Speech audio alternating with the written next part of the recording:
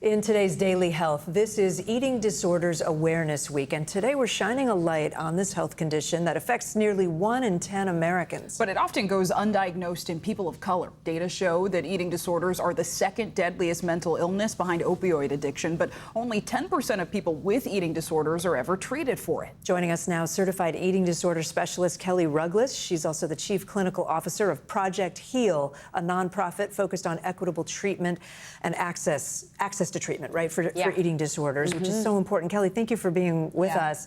I know that the data we just referenced shows that Black women are 25% less likely to be diagnosed with an eating disorder compared to their white counterparts, women with the exact same behaviors. Why do you think that is? Why do so many women of color go undiagnosed, or people of color? Yeah, there's a variety of reasons, but I think that it all stems from this stereotype that we hold about what a person with an eating disorder looks like. And the current stereotype is a skinny, white, adolescent, teenage girl. And that is definitely a group that absolutely experiences eating disorders, but the data shows us that eating disorders impact people from all socioeconomic backgrounds, from all ethnic groups equally. But this stereotype has made it really hard for professionals, providers, and others to be able to accurately recognize these symptoms when it shows up in a body that they're not expecting it to show up in. So this rigid perspective can lead to a rigid diagnosis.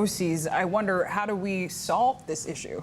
Yeah, so there's what we're doing right now, right, is having these conversations where we raise awareness about what eating disorders are and how they affect everyone. But we need a lot more education for providers and for communities alike that say, listen, all of us can struggle with this in some way, shape, or form, and hopefully that will allow folks to not get missed. And along those lines, how do we recognize, or how does a practitioner recognize the signs, the warning signs of an eating disorder? Sure. So the warning signs of an eating disorder are changes in how someone relates to food, changes in how they relate to exercise, changes in their mood, and changes in how they relate to their body.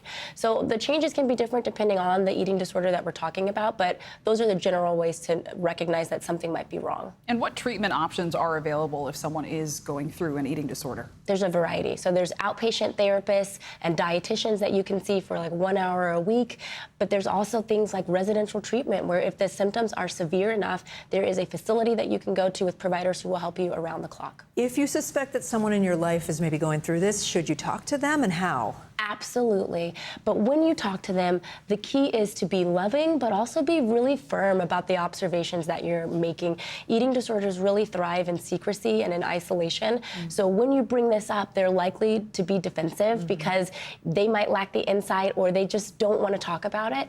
But make sure that you really stick to your guns in terms of what you're seeing, but that you're very loving and supportive and warm about how you want to help them. Anything you should just steer clear of saying entirely? Absolutely. Avoid making comments about their appearance or any changes you might be noticing in their body.